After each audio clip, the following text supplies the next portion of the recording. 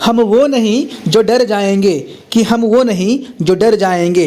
हालात चाहे जो कुछ भी हो, कि अरे हालात चाहे जो कुछ भी हो, आने दो देख लेंगे। सीने में जुनून है, जुनून में जज्बा है, कुछ बेहतर कर जाएंगे, कुछ बेहतर कर जाएंगे। जी हाँ दोस्तों, क्लास 9 में अगर आप हैं तो बता दें कि आपको इस बार बेहतर करना है और बहुत ही अच्छा करना है, क्योंकि आप लोगों को मालूम है कि आपका एग्ज़ाम 29 जनवरी को शुरू हो रहा है, ठीक है, और 30 जनवरी को ख़त्म हो रहा है। जी हाँ दोस्तों, ये 2 डेट ऐसे हैं जिसमें से आपके क्लास 9 का भविष्य तय होगा। क्लास 9 में आप क्या किए हैं, है ना, वो आपका भविष्य तय होगा। आपका परिणाम कैसा आना है, क्या रिजल्ट आना है, वो तय होगा। तो दोस्तों सीरियसली हो जाएं, समय बिल्कुल ही नहीं है, समय ना गंवाएं। हम आपको बता देते हैं कि जो कुछ भी पढ़ना था आप लोगों ने साल भर पढ़ लिया, लेकिन अब जो है सो आपको जो है सो कुछ ऐसे क्वेश्चंस पढ़ने के जो है सो बारी आ गई है जिसमें आप बेहतर से बेहतर और अच्छा से अच्छा जो है सो आप स्कोर कर पाओ। तो दोस्तों इसी के रिगार्डिंग हम मॉडल पेपर सीरीज लेकर के आ गए हैं। आप लोगों को मालूम है कि प्रैक्टिस सेट हमारा ये 1 है, इस बार इंग्लिश से। इससे पहले हमने मैथ से, सोशल साइंस से और साइंस से वीडियो डाला है ना। करीब इससे पेपर में टॉप 40 ऑब्जेक्टिव क्वेश्चन है जो आपके दिमाग को बूस्ट करेगा, आपके दिमाग को खोलेगा कि कैसे एग्जाम में पेपर को सॉल्व करना है, ठीक है। ये एक मॉडल है, एक प्रारूप है आपके एग्जाम का कि कैसा पेपर आना है, ठीक है, और किस प्रकार के क्वेश्चन रहेंगे दोस्तों। तो 40 VVI क्वेश्चन आज हम लोग इंग्लिश से करने वाले हैं। अगर आप हमारे साथ जुड़ गए हैं तो याद रखें कि आप अपने हर दिन का 1 घंटा हमें दें, 1 घंटा हमें दें, ताकि हम भी आपके परिणाम का कुछ बेहतर दोस्तों रिजल्ट लाने में मदद करें। हम आपसे सिर्फ 1 घंटा चाहते हैं, हालांकि 1 घंटा की वीडियो भी नहीं होने वाली आई थिंक। चलिए शुरू करते हैं। तो दोस्तों क्लास 9 के विद्यार्थी आप नए हैं, अगर आप जुड़ गए हैं हमारे साथ तो चैनल को सब्सक्राइब कर लीजिएगा, वीडियो को लाइक कर देगा, प्यारा सा कमेंट कीजिएगा कि आप झारखंड के किस डिस्ट्रिक्ट से देख रहे हैं। हाँ, आपका कमेंट का रिप्लाई करेंगे। और जो बच्चे ऑलरेडी सब्सक्राइब्ड हैं उन सभी को दिल से थैंक्स, रोहित सर उनका वेलकम करते हैं और हमेशा करते रहेंगे। तो चलिए दोस्तों, स्वागत है आपका अगेन और सभी को जोहार। दोस्तों हमारा ये ऑब्जेक्टिव सेट होने वाला है प्रैक्टिस सेट 1 में। फिर कह दूं आपको, फिर इस तरह सेट 2, सेट 3, सेट 4, सेट 5 लगभग हम लोग अभी प्रैक्टिस सेट ही करने वाले हैं, है ना। एग्जाम तक आपको बहुत सारे क्वेश्चन करा देंगे, ये मेरी दोस्तों रिस्पॉन्सिबिलिटी है। चलिए देर न करते हुए शुरू करते हैं। तो दोस्तों मेरे प्यारे दोस्तों देख रहे हैं कि हमारा जो है सो मॉडल पेपर क्लास 9 का इंग्लिश से सेट 1 ऑब्जेक्टिव आ गया है। फुल मार्क्स आपका 40 होने वाला है और 1.5 घंटे का करीबन आपको समय मिलने वाला है। और कुछ जनरल इंस्ट्रक्शन है, मैं आपको बता दूं कि जनरल इंस्ट्रक्शन क्या है भाई। तो वही चीज़ जो आपको मैंने शुरू में बताया था कि टोटल आपके पास जो है सो क्वेश्चन का नंबर रहेगा वो रहेगा 40, यानी नंबर ऑफ क्वेश्चन इज 40 और ईच क्वेश्चन कैरीज 1 मार्क्स। हर एक क्वेश्चन 1 मार्क्स दोस्तों आपको देगा, ठीक है, अगर सही करते हो तो। और गलत करते हो तो कोई नंबर नहीं कटेगा, आप यहाँ पढ़ सकते हैं। बाकी हर एक क्वेश्चन का 4 ऑप्शन रहेगा, ABCD 1 2 3 4, है ना, 4 ऑप्शन रहेंगे। आपको 4 ऑप्शन को अच्छे से करना है। और दोस्तों आपको हम आगे ले चलते हैं। इंग्लिश का अगर आप पेपर कर रहे हैं तो मैंने आपको पहले बताया था कि आपको नंबर 1 क्वेश्चन में आपको मिल जाएगा पैसेज, और पैसेज देख करके घबराना नहीं है और आपको ना पढ़ना है। पैसेज में हमको पढ़ाई नहीं करना है, पैसेज को पास कर देना है। याद रखिएगा, पैसेज को क्या कर देना है, ऐसा ही पास कर देना है। और हम लोग कहाँ चल जाएंगे, डायरेक्टली पैसेज के क्वेश्चन में। क्यों? क्योंकि क्वेश्चन पढ़ेंगे तो हमको पैसेज में कैसा क्वेश्चन है, मतलब पैसेज में कैसा वर्ड है वो हमको मिल जाएगा क्वेश्चन पढ़ने के दौरान। देखिए अगर हम आपको बता दें कि अगर हम पैसेज पढ़ते हैं ना तो लगभग हमारा कम से कम 5 मिनट, मान सकते हैं आप 3 से 4 मिनट या फिर हार्डली 5 मिनट आपका वेस्ट हो जाएगा। तो वो वेस्ट ना करें, डायरेक्टली क्या करें, आप क्वेश्चन पढ़ें। क्वेश्चन पढ़ेंगे तब go to the point, main point मिल जाएगा और मेन पॉइंट से हम लोग आंसर भी निकाल लेंगे। कैसे, आइए आपको दिखाते हैं। देखिए पैसेज मैंने क्या पढ़ा नहीं पढ़ा कोई जानकारी नहीं है, क्योंकि आपके सामने मैं वीडियो को आगे बढ़ा दिया है ना, पैसेज को मैं पास कर दिया। आप लोगों को देखा था, मैंने नहीं पढ़ा, लेकिन अब डायरेक्टली क्वेश्चन पढ़ूंगा मैं, ताकि मैं आंसर अच्छे से निकाल सकूं और सटीक तरीके से समय का यूज़ कर सकूं, समय का अच्छे से हम कंज्यूम कर सकें, अपना समय को अच्छा से हम यूज़ कर सकें। कहने का मतलब मेरा ये है। चलिए सवाल करते हैं, देखते हैं क्या है। फर्स्ट क्वेश्चन कि this passage is about blank water bodies, the river यानी the Ganga river, the Himalayas, none of above. अब बताइए हमको इसमें से क्या लगता है। अभी हमने पैसेज नहीं पढ़ा तो वही बोला कि पैसेज किसके बारे में है, तो पैसेज हमारा किसके बारे में दोस्तों हमको अब पता करना है। आइए देखते हैं, अभी आपको पता चल जाएगा। देखिए लिखा हुआ है कि the Ganga river is a क्या है, sacred body of water of to Hindus. आ गया ना, यानी कि गंगा नदी जो है सो बहुत ही पवित्र मतलब क्या बोला, सेक्रेड बॉडी है वाटर का, मतलब हिंदुओं का। हिंदूज मतलब एक धर्म है, उसके दोस्तों अकॉर्डिंग यानी कि धार्मिक नदी है ये, जिसको बहुत ही पवित्र माना जाता है, बहुत ही शुद्ध माना जाता है। ठीक है, तो आपको यहीं पे मिल जाएगा द गंगा रिवर। देख रहे हैं द गंगा रिवर यहाँ पे है ना, ये चीज़ आपका ऑप्शन में भी था, है कि नहीं है? ऑप्शन नंबर बी हो गया। तो this passage is about the Ganga river. Clear, आगे नहीं पढ़ने की जरूरत है। सवाल नंबर 2 करते हैं कि the river Ganga is also known as blank, Bhagirathi, Alaknanda, option B है। ठीक है, ऑप्शन सी क्या है? जानवी, और ऑप्शन 4 है ऑल ऑफ द एबव। तो आइए देखते हैं कि गंगा को किन किन नामों से जाना जाता है।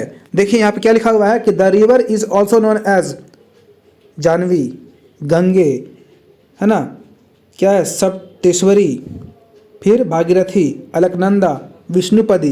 तो इतने सारे नामों से गंगा नदी को हम लोग जानते हैं। तो दोस्तों यहाँ पे क्या लगता है, इसमें भागीरथी भी था ऑप्शन में, पैसेज में, अलकनंदा भी था, ठीक है, और जानवी भी था, इसलिए क्या हो जाएगा?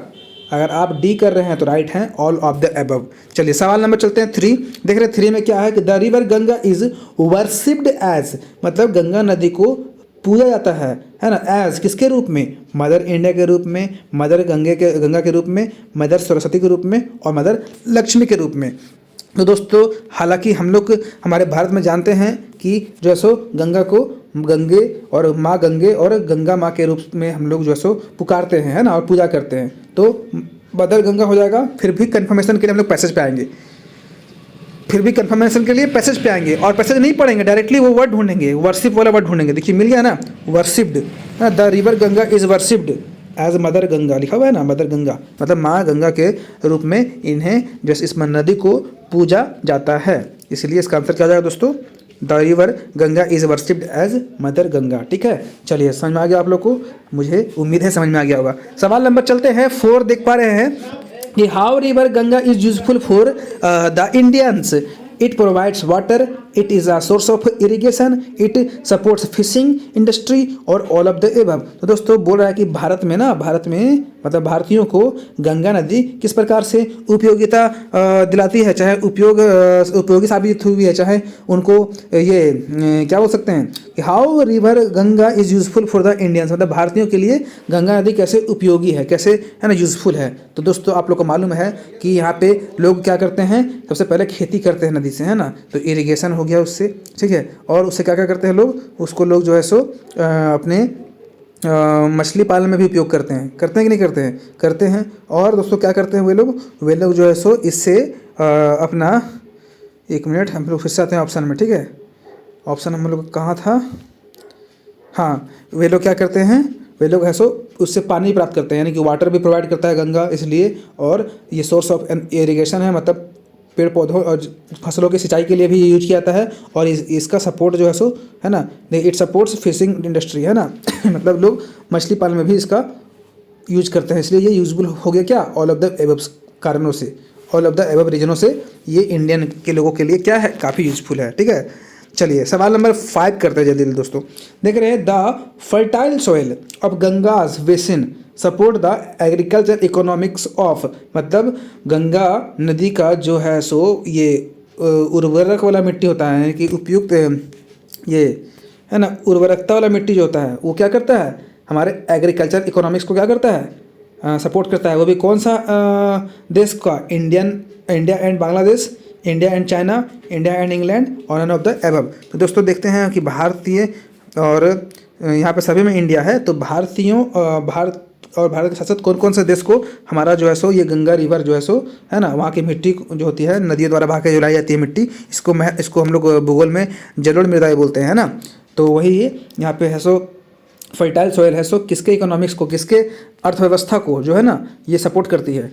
दोस्तों ऑप्शंस हम लोग पढ़ लिए थे, अब आएंगे इस पैसेज में, देखिए आपको मिल गया होगा, आई थिंक मिल गया होगा, लिखा हुआ देखिए, agriculture economics of India and it's neighbouring country Bangladesh, है ना। तो बांग्लादेश का बात किया हुआ है और किसका बात किया हुआ है? इंडिया का। तो दोस्तों भारत के साथ साथ इसके पड़ोसी देश बांग्लादेश को भी ये क्या करता है, इकोनॉमिकली, मतलब जो है सो आर्थिक रूप से क्या करता है, सपोर्ट करता है, सहयोग करता है ना, गंगा का ये फर्टाइल मिट्टी।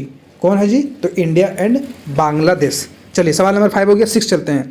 The synonym of the word Holi, Holi का एक यहाँ पे दोस्तों पर्यायवाची शब्द होगा, वो क्या है पता है? पर्यायवाची को ही बोलते हैं सिनोनिम्स, याद रखिएगा। क्या है?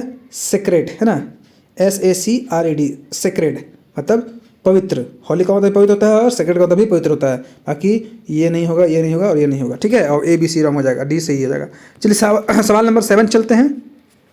The Ganga river is a source of irrigation, ठीक है, गंगा नदी है सो इरीगेशन का सोर्स है ना। The preposition in the given sentence is, इसमें जो है प्रीपोजिशन कौन है? इज है, द है और अ है और क्या है? ऑफ है, ठीक है। तो क्या हो जाएगा? तो एक बार फिर से पढ़ लीजिए, क्या लिखा हुआ है? The Ganga river is a source of irrigation, ठीक है। The preposition in this given sentence is of, देखिए सोर्स ऑफ द इरीगेशन है ना, ऑफ जो है यहाँ पे क्या है? प्रीपोजिशन है, याद रखिएगा, ऑप्शन नंबर D। अगर आप लोग प्रीपोजिशन पढ़ेंगे तो आप लोग को याद होगा कैसे लगता है, खा लगता है ना प्रीपोजिशन। चलिए सवाल नंबर हमारा 7 का हो गया, आंसर D हो जाएगा। सवाल number 8, the antonym of word smallest, smallest मतलब होता है छोटा, है ना। तो इसका एंटोनिम बोला, एंटोनिम मतलब क्या होता है? विलोम शब्द, पता है आप लोगों को, विलोम को बोलते हैं एंटोनिम।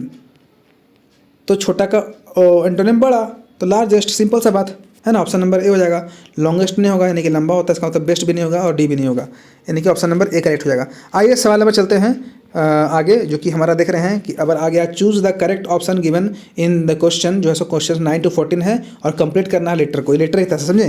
तो क्या बोल रहा है? देखिए ये आपका लेटर का पार्ट है, लेटर बॉडी है, कराची लिखा हुआ है, 18 नवंबर 2022 लिखा हुआ है और ब्लैंक फादर मतलब यहाँ पे क्या होगा? डियर फादर, है ना, डियर फादर हो जाएगा। चलिए देखते हैं 9 का ऑप्शन में डियर है, 9 का ऑप्शन में डियर है, जी हाँ डियर है, dear father option number B हो जाएगा। चलिए आप देखते हैं 10 में क्या होना चाहिए।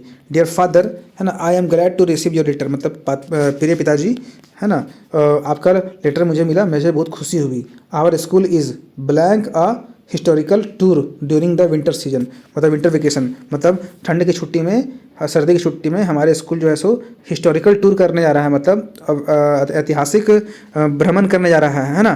तो यहाँ पे क्या हो जाएगा? आवर स्कूल इज़, देखते हैं क्या क्या ऑप्शन है 10 नंबर क्वेश्चन में। आवर स्कूल इज़ ऑर्गेनाइज और ऑर्गेनाइजिंग, तो आवर स्कूल इज़ ऑर्गेनाइजिंग हो जाएगा आई थिंक, है ना, राइट हो जाएगा option number B। Our school is organizing a historical tour, हमारा स्कूल जो है सो क्या कर रहा है? हिस्टोरिकल टूर ऑर्गेनाइज कर रहा है विंटर वेकेशन में। We will go to Agra, हम लोग आगरा जाएंगे और we will see the Taj, हम लोग वहाँ ताज देखेंगे एंड अदर हिस्टोरिकल बिल्डिंग्स और भी ऐतिहासिक भवन देखेंगे वहाँ पे, है ना। आई need your blank for the same. आप देखते हैं 11 में क्या दे रहा है? आई नीड योर एग्रीमेंट परमिशन। तो दोस्तों फादर से मदर से क्या मांगते हैं? परमिशन, पेरेंट्स से परमिशन मांगते हैं ना, तो आई need your permission option number B हो जाएगा, ठीक है। केयर भी नहीं होगा, नन ऑफ दिस ऑब्जेक्ट तो होगा ही नहीं। तो दोस्तों ऑप्शन नंबर क्या हो जाएगा? B, यानी कि आई नीड योर परमिशन, क्या हो जाएगा? I need your permission for the same, please blank me arrest मतलब ₹1500 to make the blank arrangements for it, है ना। तो प्लीज़ क्या होगा? गिव मी ना, गिव मी ₹1500, देखते हैं गिव मी लिखा हुआ, क्या लिखा हुआ? 12 का आंसर। प्लीज़ सेंड मी, अच्छा ठीक है सही है, सेंड तो होगा नहीं, ये V2 हो जाएगा। प्लीज़ सेंड मी, कृपया मुझे 1500 रुपये भेज दे, है ना, तो सेंड मी हो जाएगा। प्लीज़ सेंड मी, आपको ऐसे दिमाग लगाना है, ज़्यादा भारी चीज़ नहीं है, ठीक है। Please send me 1500 to make the blank arrangement for it, है ना। क्वेश्चन नंबर हमारा क्या है? 13 का देखते ऑप्शन क्या है? 13 तो यहाँ पे क्या है? अननेसेसरी और रिक्वायर्स और रिक्वायरमेंट्स और नेसेसरी, हाँ तो क्या जाएगा इसका आंसर होगा नेसेसरी। अब नेसेसरी को आप देखिए वहाँ लगाइए, सपोर्ट आपका ये करेगा, है ना, ये आपको वहाँ पे शूट करेगा। ये क्या लिख रहा है? कहाँ चला गया? हाँ क्या लिखा हुआ है? मेक द क्या था दोस्तों? हाँ नेसेसरी, मेक द नेसेसरी, है ना, अरेंजमेंट फॉर इट और योर ब्लैंक सन यानी योर लविंग सन, इसको यहाँ पे लविंग लगता है, याद रखिएगा। इनफॉर्मल लेटर में यहाँ पे लविंग लगता है, ठीक है। योर लविंग सन, तो ऑप्शन नंबर क्या हो जाएगा? A 14 का ये, ठीक है। तो इस तरह से हम लोग लेटर कंप्लीट कर लिए। आइए अब क्वेश्चन देखते हैं 3 में क्या दोस्तों कि choose the correct option and answer the following questions. देखिए ये आपका जो है ना, आपका आ गया है ग्रामर से, ग्रामर का नॉलेज आप लोग को है तो आप लोग यू पास हो जाएंगे बिना कोई दिक्कत के। देखिए क्या लिखा हुआ है? आई ब्लैंक न्यूज़पेपर एवरी मॉर्निंग, यानी कि आई रीडिंग और आई रीड और आई रीड्स, तो आगे पढ़ने की जरूरत नहीं है, ठीक है, बता दे रहा है कि आई रीड हो जाएगा, I read newspaper every morning, मैं हर सुबह अखबार पढ़ता हूँ, ठीक है। तो आप लोगों को मैं बता देता हूँ कि आई, वी, यू और दे रहेगा ना, इसमें क्या लगेगा, इसमें लगेगा आपका V1 यानी कि रीड, ठीक है। और वही रहता ही, सी, इट, नेम, अगर रहता ही, सी, इट, नेम तो लगता क्या पता है, रीड्स, ठीक है। तो यहाँ पर अगर ही रहता तो he reads newspaper every morning, तो ही नहीं ना, आई है, तो आई में क्या लगेगा, V1 रीड। चलिए सवाल नंबर 15 हो गया। 16 करते हैं। The passive voice of the police cout the thief is, the thief is cout wrong हो जाएगा, the thief was cout wrong हो जाएगा, the thief is being cout by the police, ये भी रॉन्ग हो जाएगा। यहाँ पे इस था तो वाज लगेगा, the thief was being cout by the police, option number D सही हो जाएगा, option number D is the right. याद रखिएगा पैसिव में क्या हो जाएगा, इज बन जाएगा वाज, इसलिए हम लोग ये पकड़े हैं, ठीक है। चलिए सवाल नंबर डी सही है, 16 नंबर क्वेश्चन का ऑप्शन डी सही है। अब चलते हैं question number 17। Blank Apple a day keeps the doctor away, मतलब एक एप्पल हम लोग को डॉक्टर से क्या करता है, हमेशा दूर रखता है। तो एप्पल में एन लगता है, आप लोग मालूम है, एन एप्पल हो जाएगा, एन एप्पल है ना, ए एप्पल गलती हो जाएगा, द नहीं हो जाएगा, इसमें नहीं होगा, तो an apple a day keeps the doctor away, मतलब हर एक रोज एप्पल खाने से हम डॉक्टर के पास नहीं जाएंगे कभी, है ना, मतलब हमें डॉक्टर की जरूरत कभी नहीं पड़ेगी, डॉक्टर से हमें मिलना ही नहीं पड़ेगा, क्योंकि एप्पल से हम लोग स्वस्थ रहते हैं, बीमार नहीं होते हैं, पता है आप लोगों को। चलिए इम्यूनिटी पावर स्ट्रांग होता है एप्पल खाने से। चलिए सवाल नंबर देखते हैं 18 क्या है कि everyone eight the fair blank looking for missing boys वर और वाज और हैव और हैज़, मतलब मेले में सभी लोग वो खोए हुए बालक को देख रहे थे, खोए हुए बच्चों को देख रहे थे, है ना, तो देख रहे थे, दोबारा जगह were, every one at the fair was हो जाएगा जी, एवरी वन कर दिया तो वाज हो जाएगा, every one at the fair was looking, ठीक है, the missing boys, option number B सही हो जाएगा, वाज हो जाएगा राइट। चलिए सवाल नंबर देखते हैं 19 क्या है कि it is a very dangerous to enter blank to the enemies camp, मतलब ये बहुत ही खतरे की बात है, कहाँ जी, कहाँ घुसना, तो दुश्मनों के कैंप में, तो एट, इन और इनटू और ऑन, तो याद रखिएगा दोस्तों इनटू हो जाएगा, ठीक है, इनटू, तो यहाँ क्या हो जाएगा कि it is a very dangerous to enter into, है ना, द एनिमीज कैंप, मतलब दुश्मनों के कैंप में घुसना, ठीक है, बहुत ही खतरे की बात है, ठीक है, बहुत ही खतरा है होता है। और इन क्यों नहीं लगेगा, याद रखिएगा कि इन का मतलब होता है में, है ना, और ये मे का मतलब होता है कि हम जनरली आप लोग बात कर सकते हैं कि आप लाइन में खड़े हैं तो क्या हो जाएगा, इन द लाइन, है ना, इन द क्यू, लेकिन इन टू यानी दुश्मनों के कैंप में, कैंप क्या होता है ना, पूरी तरह से घुसा घिरावा क्या होता है, मतलब घेरा हुआ हिस्सा होता है, और उसमें आप घुसेगा, मतलब हम जहाँ कम्प्लीटली इन्वॉल्व हो जाएंगे, कम्प्लीटली हम कहीं अंदर चले जाएंगे, तो इंटू लगता है, इंटू, ठीक है। आप लोग क्लास में रहते हैं तो क्या लगाते हैं, इंटू द क्लास, पता है ना आप लोगों को, तो वो चीज़ है। तो कैंप हो गया, कैंपस हो गया, आपके स्कूल का कैंपस, तो आप इंटू द कैंपस हैं, ठीक है। चलिए स्कूल में है तब भी आप क्या है, आप स्कूल में तो इन द स्कूल, लेकिन स्कूल कैंपस में इंटू द स्कूल, है ना, तो इंटू आप लोग यहाँ पे लगेगा, सुटेबल लगता है यही, आप लोग देख लेंगे। चलिए सवाल नंबर 20 चलते हैं।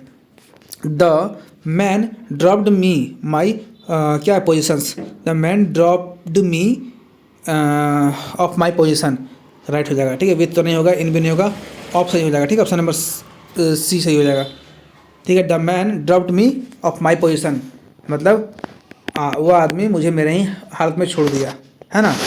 चलिए सवाल नंबर 21 चलते हैं। The passive voice of who wrote this book, तो क्या हो जाएगा पता है कि bye whom this book was written, कहीं दिख रहा है, by whom this book was written, by whom is this book written नहीं होगा, by whom is this book, by whom was this book written, जी हाँ, ऑप्शन नंबर डी हो जाएगा सही, ठीक है। बाय हुम वर ने तो ये नहीं होगा, ये भी नहीं होगा, ये भी नहीं होगा, ऑप्शन नंबर डी सही है। चलिए सवाल नंबर देखते हैं हम लोग आगे, 22 नंबर। बेबीज देख रहे हैं, बच्चे, मतलब बहुत सारे बच्चे हैं, ठीक है।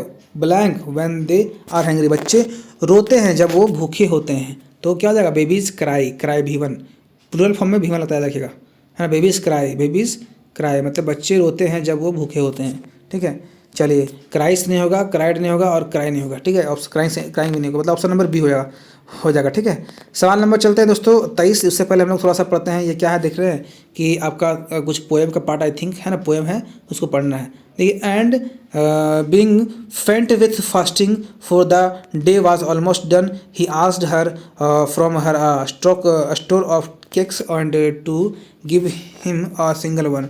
तो दोस्तों बोला जा रहा है कि the given line are from the poem, कौन से पोएम का है ये? रेन ऑन द रूफ और a legal of the northland और the lake else of illness free और द रोड नॉट टेकन। तो पता है आपको इसका जो है ना, ये आपका पोएम है एक ठो आपका a legend of the Northland, इसका ये लाइन है। ठीक है, सवाल नंबर चलते हैं 24, देख रहे हैं 24 में क्या है कि this lines are composed by, ये लाइन किसने लिखा है? तो फोएब कैरी, फोएब कैरी इसके राइटर है। ठीक है, ऑप्शन नंबर ए सही हो जाएगा। बाकी W.B. येट्स और रॉबर्ट फ्रॉस्ट और सब कोर्ट्स किडनी नहीं होगा, किनी नहीं होगा। सवाल नंबर 25 चलते हैं। To whom does her refers in the third line. देखिए यहाँ पे थर्ड लाइन में पढ़िएगा ना, तब वहाँ पे हर मिलेगा, है ना, यहाँ पे है हर। तो ये हर लाइन किसको रेफर किया गया है? तो ये जो है ना मदर को रेफर किया गया है। ठीक है, मदर को, कहीं मदर दिख रहा है?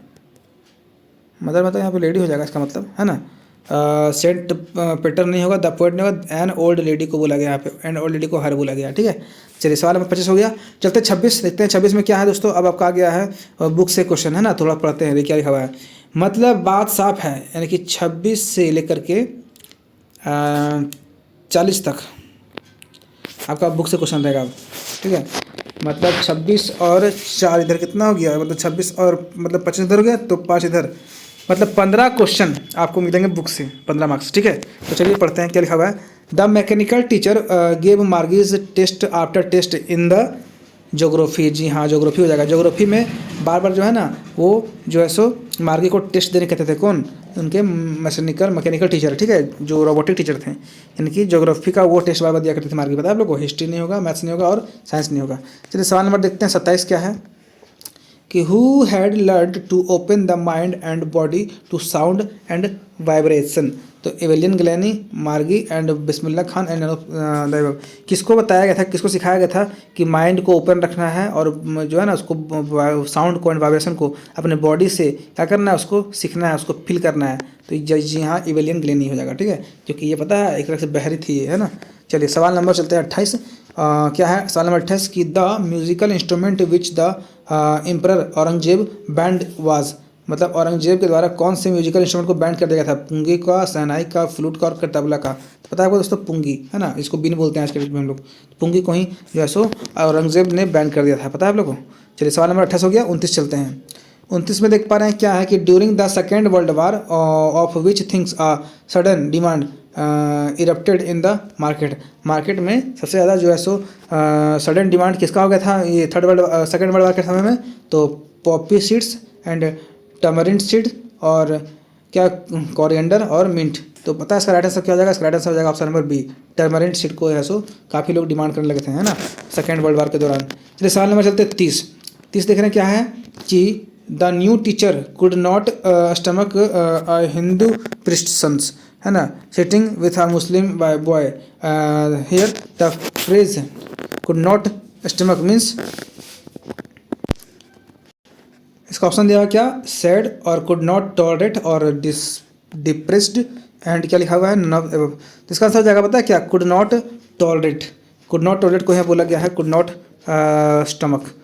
सवाल नंबर हमारा दोस्तों अब चलेगा 31 हो गया है। देख पा रहे हैं क्या है कि the road not taken is composed by. Road not taken किनका लिखा हुआ है? एडवर्ड लेयर और विक्रम सेठ और W.B. येट्स और रॉबर्ट फ्रॉस्ट। इसका राइट आंसर हो जाएगा पता है क्या? Robert Frost. रॉबर्ट फ्रॉस्ट ने लिखा था द रोड नॉट टेकन। सवाल नंबर चलते हैं 32 दोस्तों। देख रहे हैं 32 क्या है कि the only woman in the world who had scaled Mount Everest twice was. Santosh Yadav, Santosh Kumar, Evelyn Glennie और नन ऑफ द एबव। दोस्तों बता रहा है क्वेश्चन ना कि एक ही महिला है पूरे भारत में जो है ना माउंट एवरेस्ट को 2 बार वो नाप ली, मतलब चढ़ ली। तो कौन है पता है? वो संतोष कुमार, ऑप्शन नंबर 2। लगता है लड़का है कि एक्चुअली में लड़की है। ठीक है, संतोष यादव नहीं होगा और ये सी नहीं होगा, एवेलियन ग्लैनी और डी भी नहीं होगा, संतोष कुमार। ठीक है, ऑप्शन नंबर बी सही है। अगला सवाल देखते हैं क्या है। Rasool Bakhsh Khan was Bismillah Khan's father, grandfather, uncle और नेबर।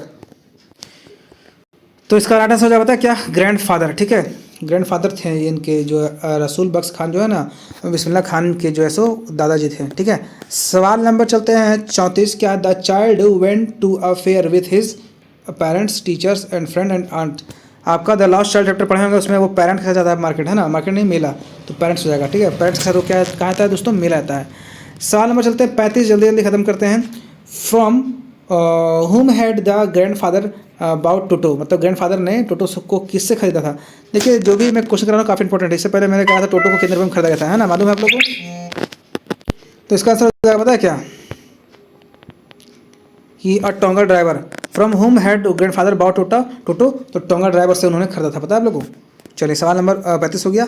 36 चलते हैं कि who could weave endless stories and क्या है, एनेकोडेट्स, क्या है, एनेकोडोटिस, है ना। तो प्रशांत, प्रंजल, ईश्वरन और अब्दुल कलाम। तो इसका आंसर हो जाएगा ईश्वरन, ठीक है, ईश्वरन हो जाएगा इसका राइट आंसर, ठीक है। सवाल क्या था कि who could weave endless stories and anecdotes, मतलब कौन था जो मतलब बिना ख़त्म होने वाला स्टोरी सुनाते रहता था, मतलब वो अपना कहानी खुद का तैयार करता था, कौन था, तो वो ईश्वरन था, ठीक है। ऑप्शन नंबर सी हो जाएगा। सवाल नंबर चलते हैं 37, क्या है कि both the king and the क्या है ministers in kingdom of fools were ideals, क्या idiots, wise and faithful and clever. तो दोस्तों किंग्स किंगडम ऑफ फूल्स में था ना चैप्टर, उसमें किंग भी और मिनिस्टर दोनों क्या था, दोनों इडियट्स था, है ना। ऑप्शन नंबर ए राइट हो जाएगा। चलिए सवाल नंबर चलते हैं 38।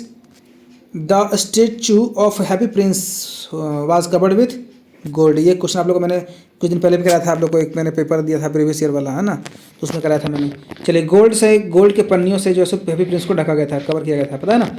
सवाल नंबर चलते हैं 39। What was Behrman's dream. Behrman's का सपना क्या था, to paint a masterpiece, to go abroad और टू बिकम अ डॉक्टर और टू अर्न मनी। तो इसका राइट आंसर हो जाएगा option number A, to paint a masterpiece, ठीक है, ऑप्शन नंबर ए करेक्ट हो जाएगा। उसको मास्टरपीस बनाने का बहुत ही शौक था। आखिरी सवाल आपके स्क्रीन में देख रहे हैं 40 नंबर, क्या है कि व्हाट डिड प्रशांत, है ना, क्या है, constantly used to locate the road, pole और क्या ट्विग और स्टिक और नन ऑफ एबव। तो प्रशांत जो है सो लोकेट करने के लिए रोड को जो है ना वो स्टिक का उपयोग करता था, ठीक है, ऑप्शन नंबर सी करेक्ट हो जाएगा। तो दोस्तों इसी तरीके से हम लोग करीब 40 क्वेश्चन कर लिए जो काफ़ी इंपॉर्टेंट थे। कल हम लोग नए वीडियो के साथ मिलते हैं और लगातार हो सकता है कि मॉर्निंग में एक वीडियो और आएगा, ठीक है। मॉर्निंग में 2 टाइम वीडियो डालूंगा, मॉर्निंग में डालूंगा और फिर इवनिंग में डालूंगा, तो आप लोग मॉर्निंग में भी एक बार देख लेंगे क्या मैंने डाला है, ठीक है। नेक्स्ट पेपर आप लोग आ रहा है, देखते हैं किस चीज़ का आता है, आप लोग कमेंट करेंगे, मैं उसका ला दूंगा, ठीक है। चलिए दोस्तों सभी को थैंक यू, सभी को जोहार, सभी को गुड नाइट, सभी को गुड मॉर्निंग, सभी को गुड इवनिंग, जो जैसे हम जिस समय मेरे वीडियो को देख रहे हैं उन सभी को उस हिसाब से उनका विश। चलिए अगर रात को देख रहे हैं तो गुड नाइट सभी को, अगर मॉर्निंग में देख रहे हैं तो गुड इवनिंग, सॉरी मॉर्निंग में देख रहे हैं तो गुड मॉर्निंग, शाम में देख रहे हैं तो गुड इवनिंग और रात को देख रहे हैं तो गुड नाइट। बाकी दोस्तों सभी अपना ख्याल रखें, पढ़ाई में मन लगाएं, ठीक है। जितना हो सकता है उतना MCQ करें, मैं फिर से कह रहा हूँ जितना हो सकता है उतना MCQ करें, ठीक है। MCQ पे ही आपका पूरा कहानी तैयार होगा, पता है ना। बाकी लिखना तो कुछ है नहीं, आप लोगों को सिर्फ करके आना है, आप लोग को ऑब्जेक्टिव को कलर करके आना है। 1 2 3 4 चार ऑप्शन दे रहेगा, एक ऑप्शन को रंगना, सिंपल सा बात है ना। ऑप्शन मान लीजिए बी सही तो बी को रंग देंगे सही तरीके से अच्छे से। दोस्तों आप लोग तो समझदार हैं ही, मुझे पता है, क्लास 8 में आप लोग पास ऐसे करके नहीं आ गए क्लास 9 में। बाकी दोस्तों सभी को थैंक यू, मिलते हैं अगले वीडियो में एंड बस लगे रहें, जब तक आपका समय है तब तक लगे रहें। समय खत्म हो जाएगा, नए क्लास में जाएंगे तो आराम से पढ़ेंगे, क्या दिक्कत है ना। लेकिन अभी आपको लगना पड़ेगा, अभी आपको पढ़ना पड़ेगा, अभी आपको जो है ना आपको सोना कम पढ़ना ज़्यादा है, ठीक है। अभी आपके पास समय बहुत कम है इसलिए। बाकी दोस्तों चलिए थैंक्स, सभी को फिर से मिलेंगे, सभी से मुलाकात फिर होगी। चलिए सभी को थैंक यू।